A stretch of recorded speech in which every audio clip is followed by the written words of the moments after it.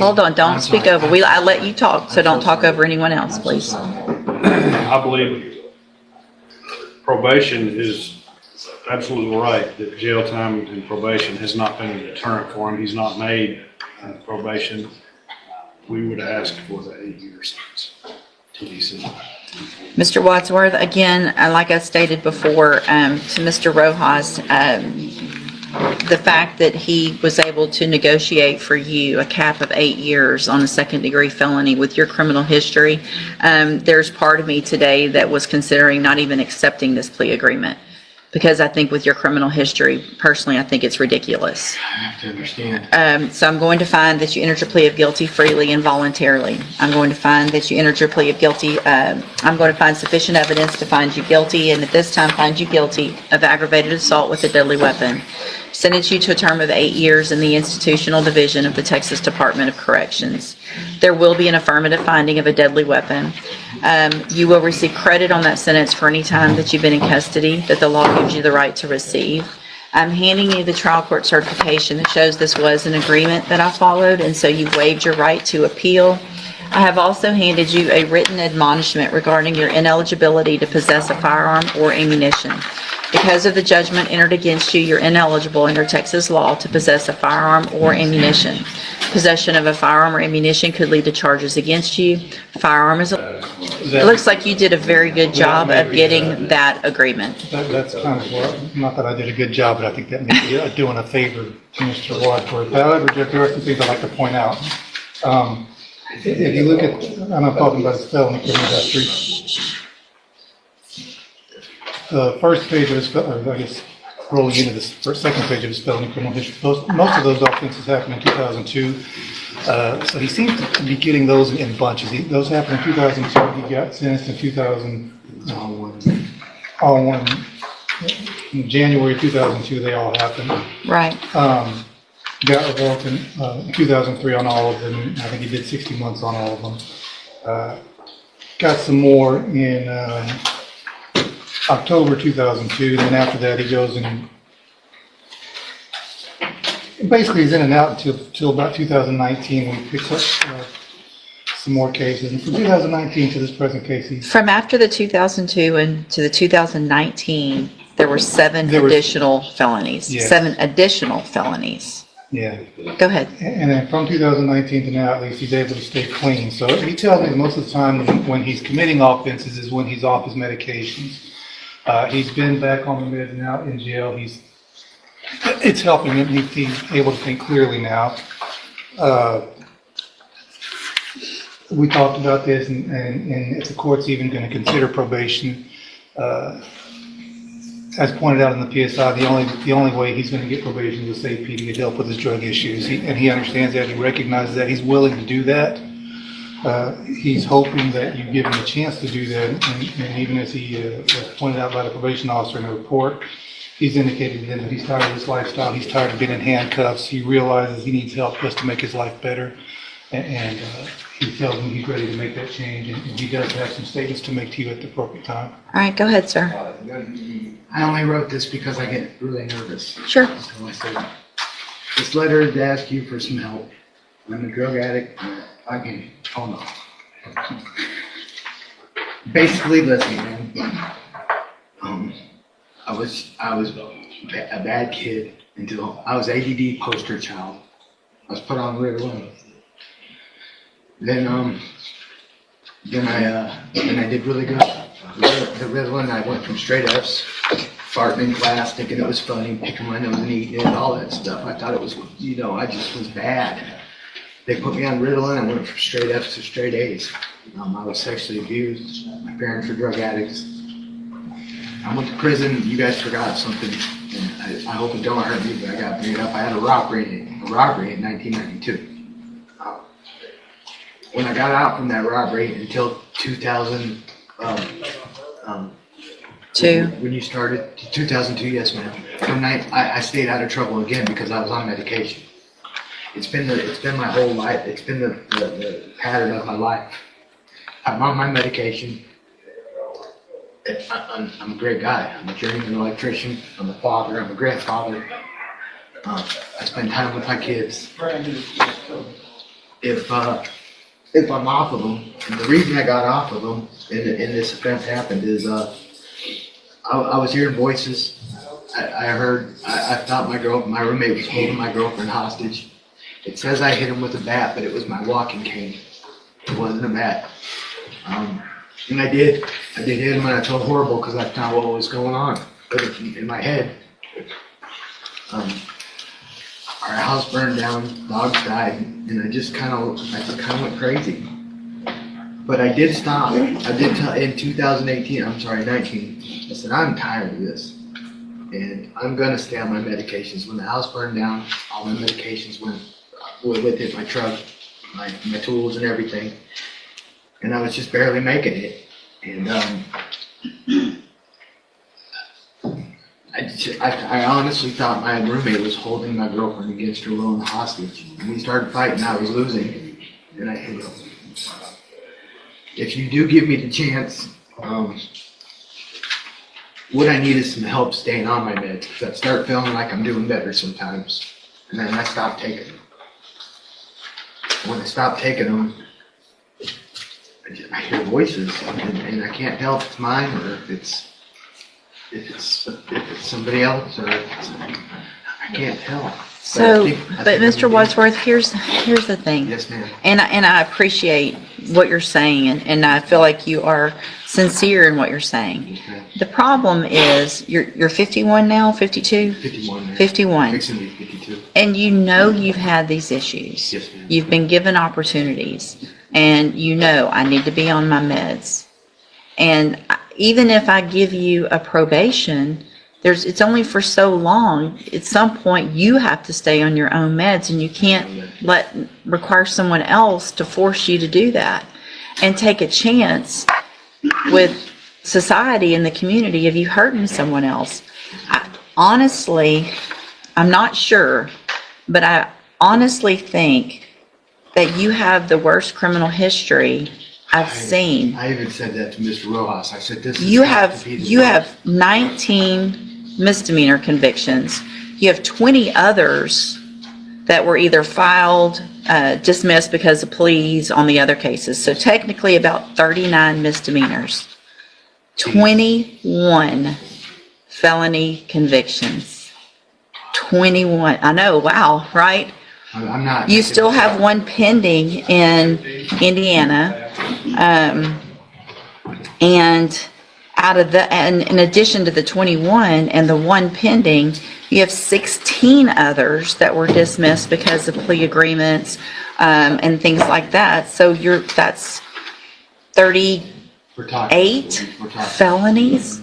The last, and I get a lot of this was from '02, and a lot of it was in the same big scenario. 19 of them was in one. But it didn't stop then. You were put back on probation in 2017. So not that long ago, given a probation, it was revoked. So you were given an opportunity. Mr. Smith? I've completely stayed out of trouble since then, though. Not one single incident. Well, you had 2017 an unauthorized use of a vehicle felony. 2018 an obstruction of justice in Pike County. Yes, ma'am. 2019 an escape. That's the one that's That was my pending. last one. Hold on. Oh, I'm sorry. And then another later in 2019, maintaining a common nuisance of a controlled substance or something like that in Indiana. So the last thing is 2019, which is, in the big scheme of things at your age, not that long ago. I know, I understand. Mr. Smith? Judge, I would point you to his account to probation where he said the part about the baseball bat is not true. A dresser fell on top of it. I saw that. He's still not accepting I responsibility. hit him with. Legal term, and you should read the written admonishment I provide you to see what devices qualify as a firearm. If you have any questions about the laws that make you ineligible to possess a firearm or ammunition, or about how long that lasts, you can talk to Mr. Rojas. There's help in prison for you with medication. It's going to be up to you when you get out to either change your life if you really want to or not. You'll have to do that on your own. All right, good luck to you, sir. You can go back with the bailiff. Try again, same number. All right, let's see, Mr. Nichols, we're gonna try again on Christopher Norris.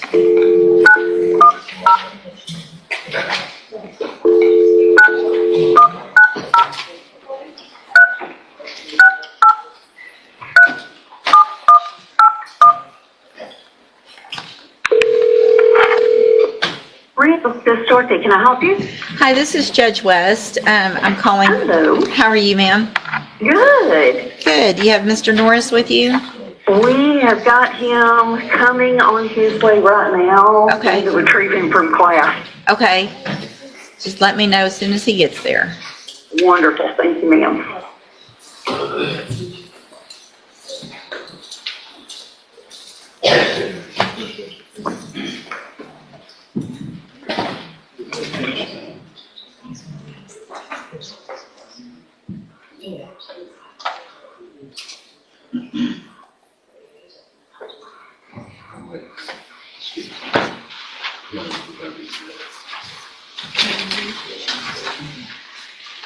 I hope that's what you do.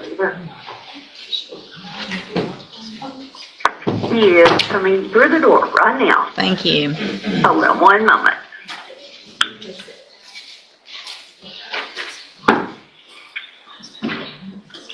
Hello? Hi, Mr. Norris. This is Judge West. Oh, okay. Is it you, Judge West? It's me. How are you? Okay. I'm doing good. Good. I'm So, fine. I'm just ready to go home. well, we're gonna go through what we've got today and figure out what we're gonna do. This is cause number 01.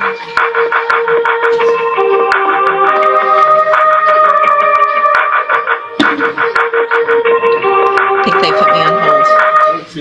Hello? There we go. Whew. Technical issues. Ma'am? Technical issues for a moment. That's okay. We had some nice music to listen to for a minute. All right, so this is cause number 01-84078, and it's the state of Texas versus Christopher Stephen Norris. For the record, Mr. Rojas is here in the courtroom. Hold on a second. Can y'all please keep it down, sir? Mr. Rojas is here in the courtroom representing Mr. Norris, and Mr. Nichols is here representing the district attorney's office.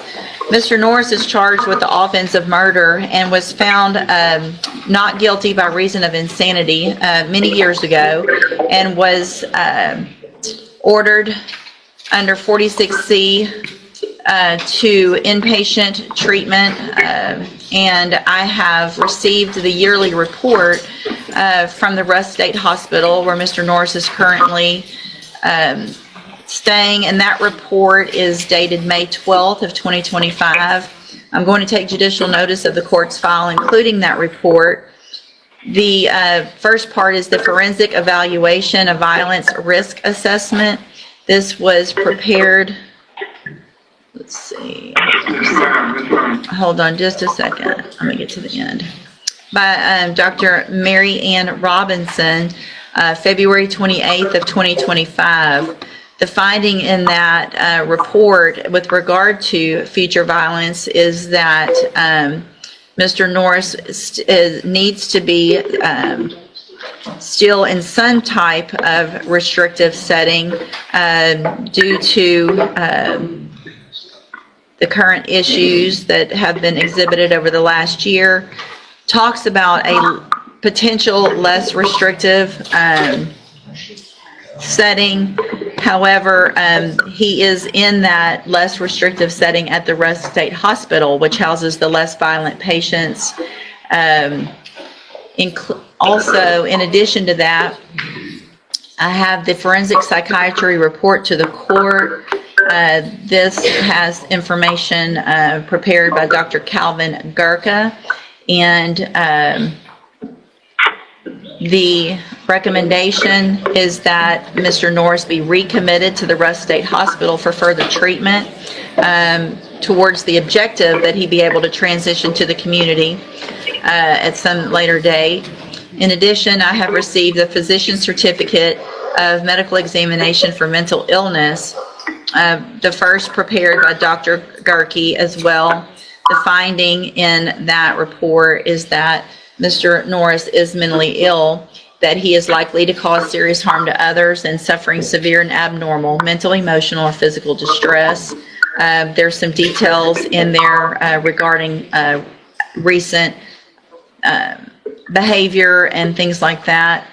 It makes the finding that her inpatient treatment is still warranted. Also, okay, so that's it. All right, and it's got some history also as well. Is there any other evidence with regard to this matter, Mr. Rojas? No, Your Honor. Mr. Nichols? No, Your Honor, we just asked the court to take judicial notice of the entire file dating back to his original commitment in 1998. Yes, I think I did, but if I didn't, I will do that. All right, so Mr. Norris, at this time, I am going to find, based on all of the reports, that Mr. Norris is mentally ill, that he is likely to cause serious harm to others, that he is suffering severe. Hang on. I'm pretty sure that's not true. Hang on, sir. That he's suffering severe and abnormal mental, emotional, or physical distress. I am going to find, based on all of those reports, that inpatient treatment is appropriate and order Mr. Norris to be remain at the Rush State Hospital for a period of 1 year, and then we will see where things get. So, Mr. Norris, Yes, I feel like we can do without my lawyer. He's not helping me none. well, I feel that all these statements that the doctor's saying is not true. I mean, it's like he's picking something up on me every week. He's like, so he's got things on me. It's not one thing, it's another thing. You know, it's kind of hard to get out of here. I mean, I was in another board, and it's hard. There's a lot of fighting going on there. I mean, it's hard to make it a whole year, you know, and, you know, I try my best, but years is a long time to be around all these mental patients because they'll just run up and hit you, and they call that a fight. And they say you're aggressive. But I haven't been in no aggression fight, period. well, there's other issues that concern me, Mr. Norris. We tried a couple of years ago, or it's probably been longer than that, where we tried a less restrictive facility, and I actually agreed to do that. That did not work, and I ended up having to have you put back in the Rush State Hospital. So I am not comfortable with any release to a less restrictive environment based on what all of these reports say. My advice to you, Mr. Norris, is to participate in everything that is offered. Take your medication as ordered, and then we'll see where we get in a year. All right? Y'all, thank you. Y'all have a good day. Thank you, Your Honor. Thank you.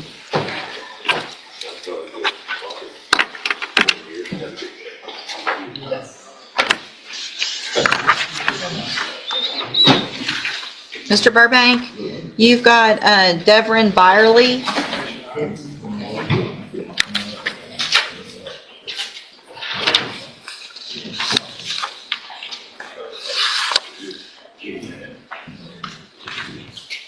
Good morning.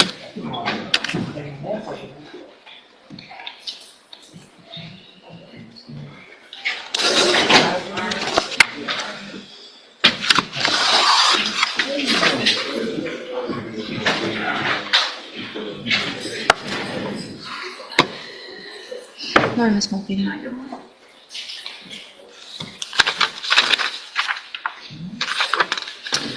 Good morning, sir. Are you Devrin Keith Byerly?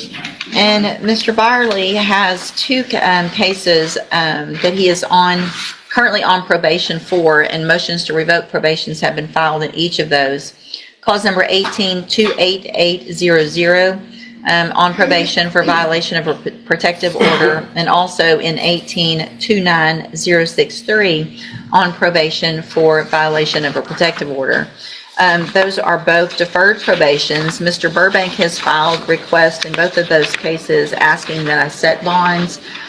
Sometimes I do that without a hearing, but due to the nature of the underlying offenses as well as the new alleged offense, I wanted to come and hear from probation and the state as to what your position is with regard to any bond that I would set. Ms. Malfino?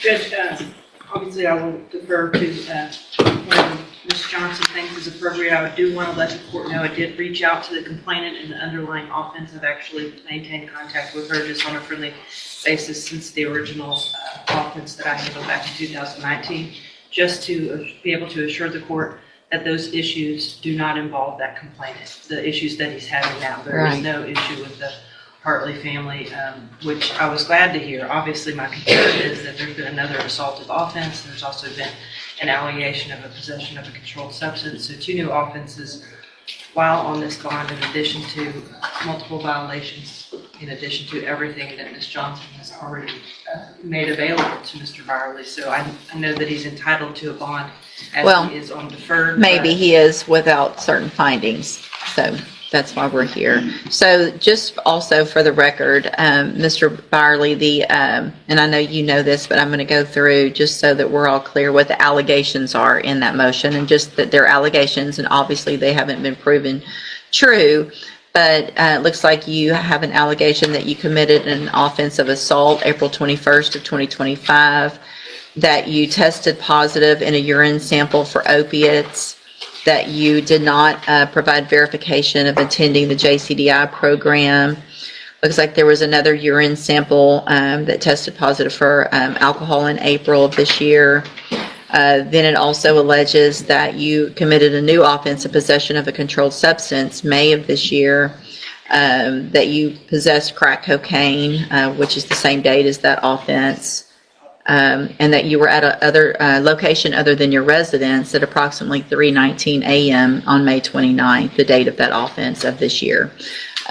So what, do you have the status? I know the lab, we've had some issues with lab results. Is there any idea on that, Ms. Malfino?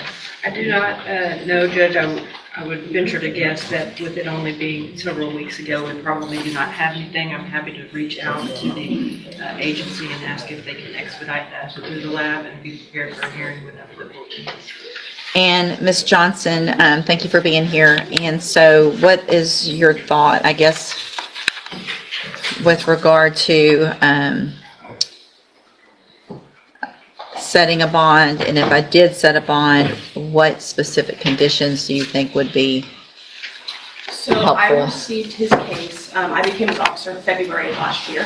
Okay, And since then, I have put him in ISF Cognitive. I have put him in JCDI.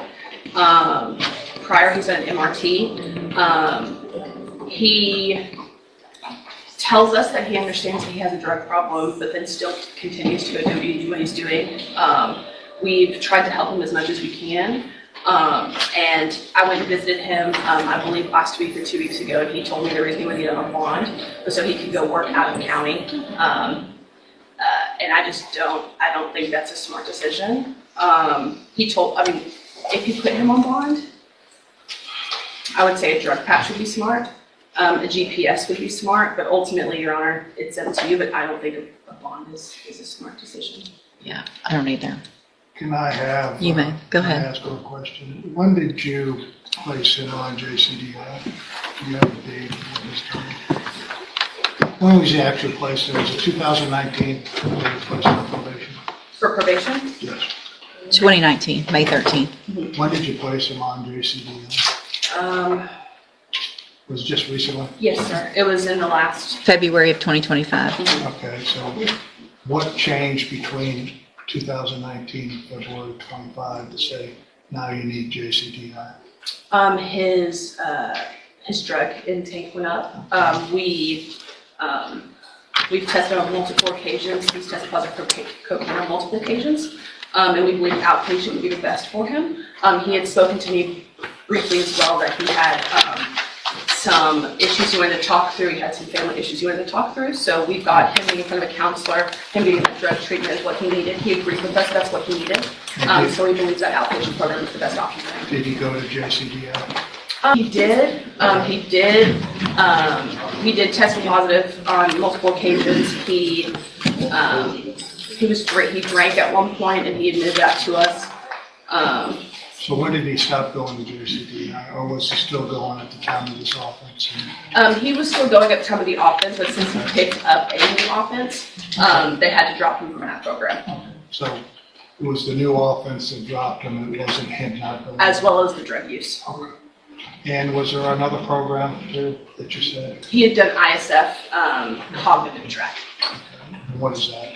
It is the interesting facility that we send people to, about 90 days long, and he went the cognitive track, so the thinking track. And roughly when was that? March of 2024. Thank you. All right, anything else, Mr. Burbank? Mr. Barlow, you've heard what the probation officer said. Did you talk to the probation officer? Yes, sir. Speak up so we can hear you. Yes, sir. If the court was to allow bond, what is your plan in reference to what you would do when you got out? As far as my plan, I mentioned to my probation officer, and I believe I mentioned also to you that I would like to get into outpatient program at Red Choice if possible, which will allow me to, I just told her that I couldn't work out of the county. The reason why I asked for that was because I'm working at minimum 1,000 hours less than I normally work. You are a longshoreman, is that Yes, correct? yes, sir, I am a longshoreman. And the incident in reference to the assault had to deal with your supervisor at the port, is that correct? Yes, sir, there is. And so the only ports that you know of are either Houston, Corpus Christi, or Louisiana that I you work go at, to. as far as making my payments and getting back on track, I had a stroke last year. I'm not worried about your payments. Yes, ma'am. You had a stroke last year? Yes, ma'am. And you're still testing positive for drugs after having a stroke. Yes, ma'am. Okay. Yeah. All right. Issues, that's not an excuse, but that's my daughter. Do you have a place to stay? Yes, I do. And where is that? Two was apartments, Mosaic Apartments is where I Who live. stays with you? No, I live by myself. Who would supervise you? Do you have any family? Yes, I do have What family. family do you have? My sister was playing Byerly, also my mother was Byerly, and uncle, Christopher Williams. And how far away do they live? Well, as far as my mother and my sisters, they live in Houston. As far as a good friend of mine, she lives right there in Fort Arthur, in Martin Frazier. Do you have any kids? Yes, sir. Where are they? I have one in, she's a cheerleading coach at Iowa State University. My son is in, I got two kids here in Beaumont. One that I'm not allowed to see, and then also Tristan. I just reconnected with Tristan and my 11-year-old. Mr. Viola, just one last question. Yes, sir. How can you guarantee this court, if released, that you wouldn't be taking either alcohol or drugs pending the outcome of this hearing? Well, for one, What guarantees? I would accept that offer of the batch. And I would guarantee, I just want to get back to work. What I do, I only go to work and come home. You do other things, because you've done other things. Yes, I have. What's the guarantee that says you're not gonna do those other things when you're doing work and going home?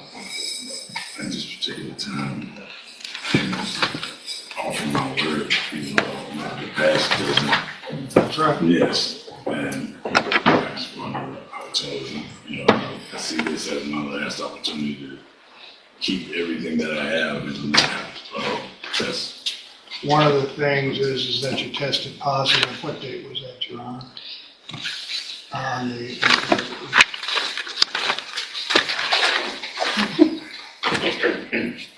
I don't know, Mr. Burbank. What date is it? Now, I was wondering what date it was on the allegation. There's a date of April, if I may. Go April ahead. 29th, April Did you 15th. test positive for alcohol back on that date? Yes, I did.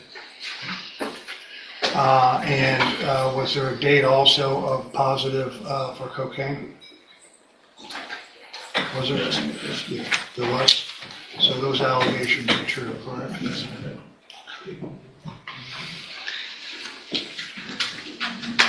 If the court is not considering a bond and that he needs help, he has pled true, Your Honor, to testing dirty at this point. Well, he hadn't pled, we're not sworn in, or, I mean, if he wants to plead to the motion, we can take care of that. With regard to the bond, the allegations, at least for that new offense on May 29th of this year, is that approximately 3 o'clock in the morning, 3:20 in the morning, you were sitting in a running vehicle in an empty parking lot in an area known for prostitution and drug use. You roll down the window to speak to officers. White smoke comes out of the vehicle. You get out. You got crack pipe, allegedly. 4 pieces of crack were found on you, allegedly. My fear is that I don't know whose car you were in, but obviously it's scary to think that you're out possibly driving in the middle of the night, either finding drugs, using drugs in the wrong area after. This is your 5th administrative hearing. So you've already been given 4 opportunities with probation without having come in front of me on an MTRP. They've gone so far above by letting you work out things administratively with ISF, with JCDI, and I approved those things, but they did those things without saying, let's revoke his probation, let's work with them, let's work with them, let's work with them. And then here we are, while you're in supposedly the JCDI program, which is exactly what you say today you're asking for, outpatient treatment program. Based on the underlying offenses and the nature of those offenses, based on the nature of the 2 pending charges against you, I am going to find that setting a bond is not in the best interest in these cases of our community. I am going to leave it at no bond in these cases. We can handle this a couple ways. We can go through the motion. We can get pleas of true or not true. We can set it for a hearing for sentencing. If, depending on what the plea is on the, excuse me, the new charge of possession, we can get with the lab and I can ask them to get that done before that hearing. We can take care of that at that hearing. Right, I'm advising not to enter a plea in reference to the new offenses until we know exactly what it is. That's fine. There may be a question. I think we can get that taken care of if I make that special request that they get that done in time. Do you want to go through the motion today? Besides the new offenses, yeah. Well, I'm going to go through the whole motion. He can enter pleas of true or not true. Okay. Mr. Byerly, raise your right hand the best you can. Excuse me. Do you swear or affirm the testimony you're going to give in this hearing will be the truth, the whole truth, and nothing but the truth? Yes. All right. Let me get this pulled up that way. I think I can do it. So, will he waive the formal reading of the motion? Very well, Your Honor.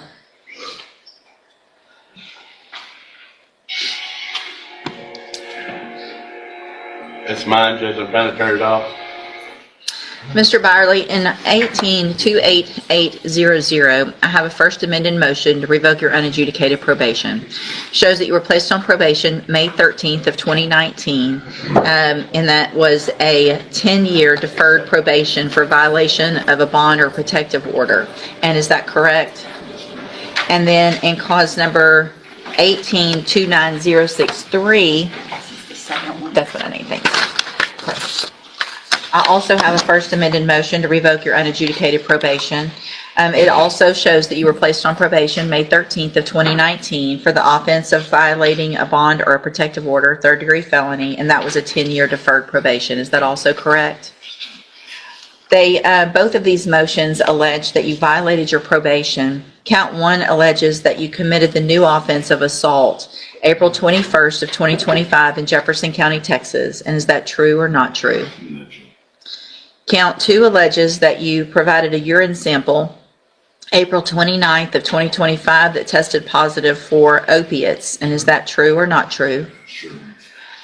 Count 3 alleges, in each case, that you failed to provide verification of attending the JCDI program as ordered. Is that true or not true? Well, he was attending, but you were discharged. Yes. So I'm going to put not true to the way that one is worded. Count 4 alleges that you failed to abstain from the use of any and all intoxicating substances and that you provided a sample that tested positive for alcohol April 15th of 2025. And is that true or not true? Speak up, please. Count 5 alleges that you committed the new offense of possession of a controlled substance May 29th of 2025. Is that true or not true? Not true. Count 6 alleges that you possessed a drug, crack cocaine, May 29th of 2025. Is that true or not true? Not true. Count 7 alleges that you were at a location other than your residence at approximately 3:19 a.m., May 29th of 2025. And is that true or not true? Did you enter your pleas of true to counts 2, 4, and 7 freely and voluntarily? And did you plead true to those counts because they're all actually true? All right, then I'm going to find in each of your cases that you entered your pleas of true to counts 2, 4, and 7 freely and voluntarily. Find those counts true, find sufficient evidence to find you guilty and revoke your probation, but I'm not going to do that. I'm going to reset your case for a sentencing hearing, ask probation to do an updated pre-sentence report, ask the state to bring any witnesses with regard to those other cases. We will set it at 11 o'clock probably, but we don't need a bunch of time, do we, on a regular day? We'll just do it at 11 o'clock. And if you need me to call the lab for any reason to make sure that that gets done as quickly as possible so that Mr. Burbank has notice of those results, then just let me know and I'll help take care of that if we can get that expedited. All right, we'll see y'all back at sentencing. Maybe excuse that. Yes, sir, thank you.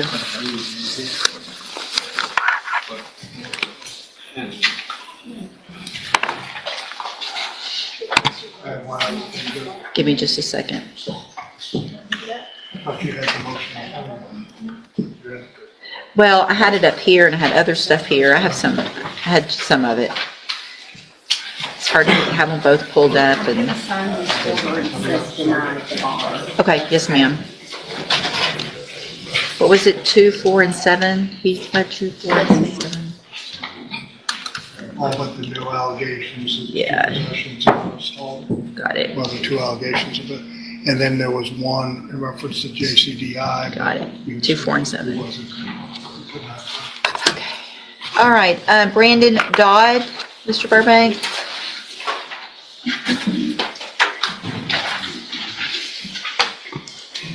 Good morning. Are you Brandon Dodd? And this is 242418. Mr. Dodd is charged with murder. And Mr. Burbank, what is the announcement? We have been, as you know, I'm the second, or maybe third attorney, judge, second attorney on this. Just retained. I'm just asking for one more reset. We're almost up to speed. There were some questions I've gone over and talked at length with Mr. Dodd and just requesting more time. There is a co-defendant, but that doesn't make no difference. Okay. No objection, Judge. All right, and so what I'll do, yeah, it looks like you've just been on it a short amount of time. Mr. Dodd, I'm going to reset your case one more time so you and Mr. Burbank can make sure you're both up to speed on everything that he's got, negotiations, and then we'll see if we can get an announcement at that next court date. All right, you can go back with the bailiff. See, is Mr. Gertz? Yes, sir. Thank you.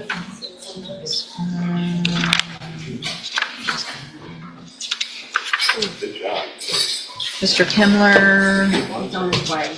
Mr. LeBlanc, you've got Linton Arsenault. Did I pass my, I hate that, I get those, it was one of those tickles that wasn't getting, I know, I've got water and it's just one of those that gets you. Yeah.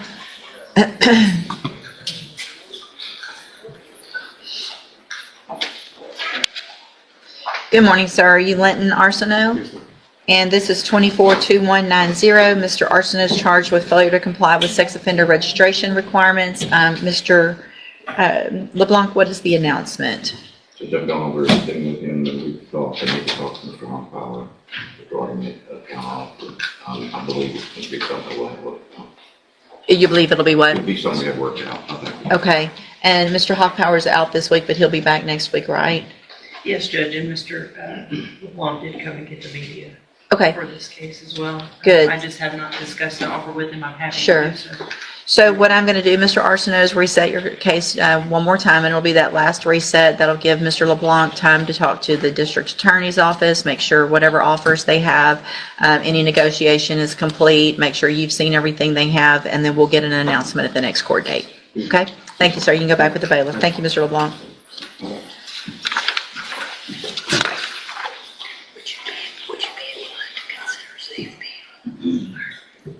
I don't know.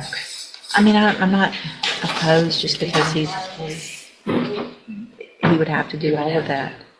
And I want the new case indicted and part of the deal, not just to go away. Right. You know what I mean? I think. It shows the lab is already in progress, so we'll just stay the course. I mean, that's clearly what he needs. So I'm not opposed to it, but he's going to have to take some responsibility for all that. Okay. Yeah. Let's see, Mr. Matuska, you've got Xavier Garner.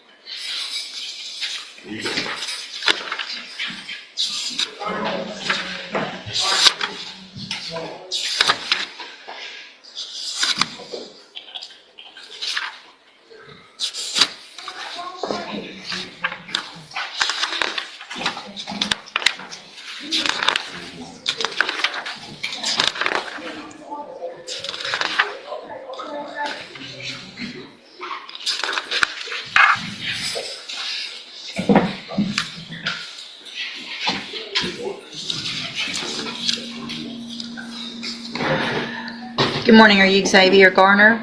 Yes, ma'am. And Mr. Garner has 4 cases, and 230957, harassment by a person in a correctional facility, 242322, aggravated sexual assault of a child, 242323, and 2324, indecency with a child. And Mr. Matuska, what is the announcement? Your Honor, I've been able to collect most of the discovery. Still trying to get some of the digital media. I do expect this case to be placed on the trial docket. I just need to get the digital media. Okay. I've talked to Mr. Nicholas about that, and that should be shortly. We did speak, Your Honor, but I've been out the last few days, so I wasn't able to get that resolved for him this time around. Okay. I think it shouldn't be hard to get it for him, make sure he has everything. Okay, so I'll do one more reset, and this will be the last reset. Y'all make sure you visit about all of that. Mr. Garner, what I have here is a pile of jail incident reports. So I want you to make sure you know that I know everything you're doing in court. And if this goes to trial, a jury will know everything that you're doing in our jail. Do you understand that? Yes, ma'am. You're fighting, you are talking back in an extremely ugly way to the correctional officers who are just there trying to do their job. That's their job. They're just going to work every day. They don't need to hear this crap from you every day. Every single day you're talking back, you're calling names, you're not following the rules. You want to do it your way. When you're in jail, you don't get to do it your way. And if you do continue to do it your way, you're going to end up with another harassment of a public servant in a correctional facility. You're going to end up with more time if you get found guilty because a jury is going to be mad because they're going to hear about all these things. So I want you to stop and I want you to understand, and I've been telling every one of you, how old are you? 22. 22 years old. It's all of you young kids out there acting like absolute heathens. So if you want your life to get better, you tell the rest of them, hey, I'm not going to get in trouble anymore. Y'all do what you're going to do. But running up on people, stealing their food, calling names, it's only going to get you in more trouble. All right? Yes, ma'am. Go back with the bailiff.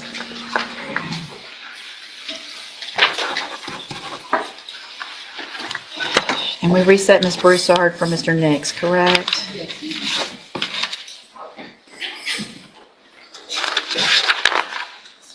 Mr. Rennick, you have did I see Mr. Rennick? Yes. We're working on it. Okay. He's got something done, but he's still. Mr. Joel here. What about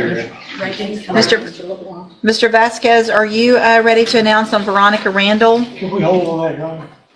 Sure. Okay. And what about Mr. West?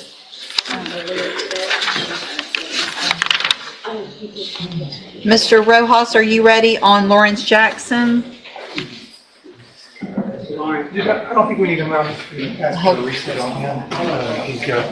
He wants to look at the videos on that new DWI. Okay. And you've already got them? You just have to go out there and visit? Okay. We'll just, on Lawrence Jackson, we're going to reset Lawrence Jackson for you to go show him those videos, and we'll get an announcement at the next one. Thank you.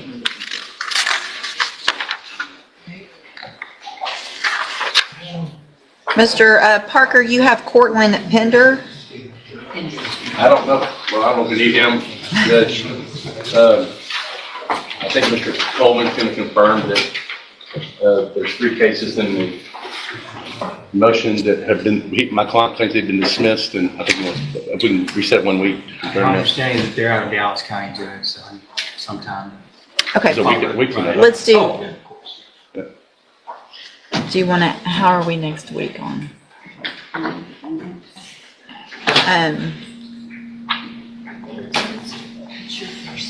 I don't know, the next week maybe just as, all right, let's just do 1 week on Cortland Pender. And then you've got Esker Boykin, Mr. Parker? It's a, we have a clay ready. Okay. Well, you- Of that goes in that other file I was, okay.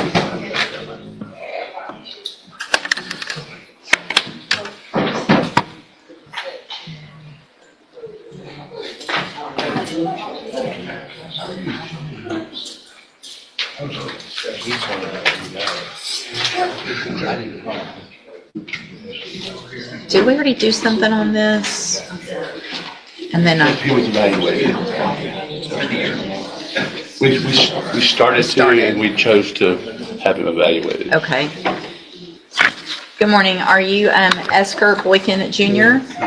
And this is 250351. I'm going to take judicial notice of the court's file. Mr. Boykin was examined by Dr. Krapon for competency to stand trial. I received that report dated May 21st of 2025. The finding in that report is that Mr. Boykin is currently competent to stand trial. Is there any other evidence with regard to competency, Mr. Parker? No, Your Honor. Mr. Coleman? Not from the state, Judge. All right, then at this time, I am going to find that Mr. Boykin is competent to stand trial. Mr. Parker, will he waive the formal reading of the indictment? He will, Your Honor, and just for the court record, please go lesser included. Thank you, I see that. All right, so Mr. Boykin, in cause number 25, DCCR 0351, the state has elected to proceed on the lesser included offense of a Class A misdemeanor assault, and that is from March 5th of 2025. And how do you plead to that charge? Are you pleading guilty freely and voluntarily? Speak up, please. And are you pleading guilty because you actually did what they've charged you with? I have here on the computer some documents that have your signature on them that the state's marked as exhibit number 1. Before you signed these, did you go over them with Mr. Parker? Do you fully understand them? And do you understand, if I follow the agreement that you made with the district attorney, that you will be waiving or giving up any right to appeal?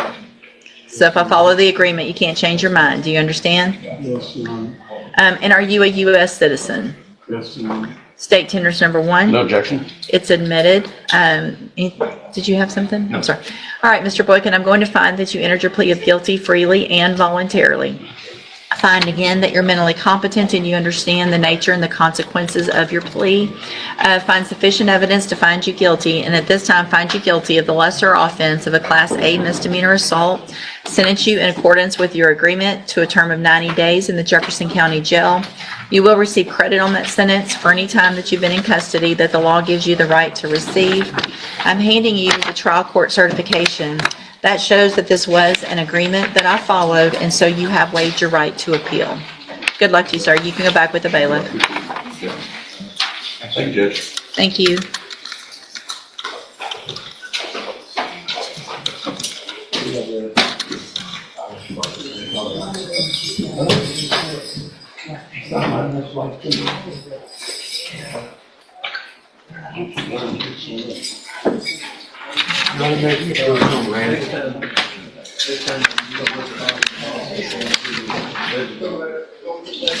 Veronica Randall, Mr. Vasquez, Ms. Malfino.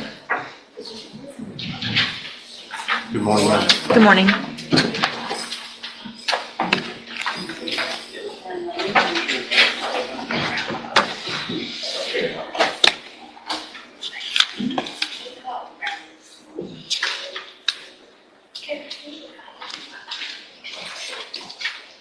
Thank you for smiling.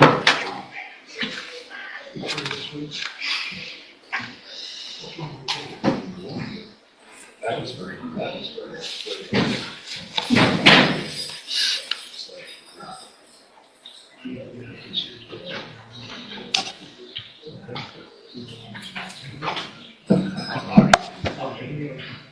relaxing.